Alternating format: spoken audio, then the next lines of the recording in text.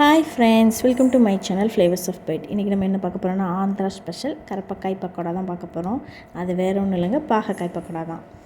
இதுக்கு தேவையான பொருட்கள்: பாகக்காய் 2 ரவுண்டாக நறுக்கியது, சரியா?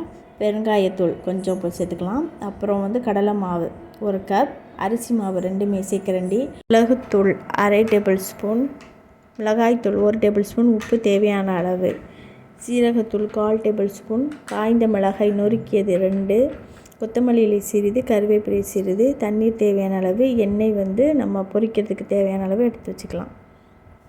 முதல்ல பாகக்காயை நல்லா கழுவி உப்பு போட்டு அரை டீஸ்பூன் உப்பு போட்டு நல்லா 10 நிமிஷம் ஊற வச்சு எடுத்துக்கணும். அதில் நல்லா தண்ணி வெளியே விடும். அப்போதான் நம்ம அதை எடுத்து நம்ம மாவில் முக்கி ஃப்ரை பண்ண முடியும். ஏன்னா அப்போட கசப்பு குறைவாக இருக்கும். மாவு ரெடி பண்ணோம். ஒரு பாத்திரத்தில் பெருங்காயத்தூள், கடலை மாவு, அரிசி மாவு, மிளகுத்தூள், மிளகாய்த்தூள், சீரகத்தூள், உப்பு, கருவேப்பிலை, கொத்தமல்லி எல்லாத்தையும் போட்டு தண்ணீர் விட்டு நம்ம நல்லா ஒரு பஜ்ஜி போடுற மாவு பதத்துக்கு நல்லா ரெடி பண்ணி வச்சுக்கணும். அதில் வெட்டி வச்ச கரப்பக்காய் இருக்குல்ல, அதை ஆல்ரெடி நம்ம உப்பில் ஊற வச்சு எடுத்து வச்சுருக்கோம்.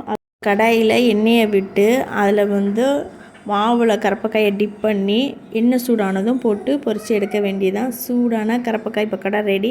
இதை சாஸ் அல்லது தேங்காய் சட்னி கூட நம்ம சர்வ் பண்ணலாம்.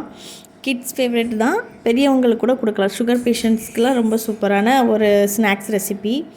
அப்புறம் பார்த்திங்கன்னா, கசப்பு அதிகமாக இருக்க பட்சத்தில் ஒரு 15 மினிட்ஸ் நம்ம ஊற வச்சுக்கலாம் உப்பில். இன்னும் கொஞ்சம் நம்ம மிளகாத்தூள் சேர்த்தோம்னா கசப்பு தன்மை கம்மியாக இருக்கும்.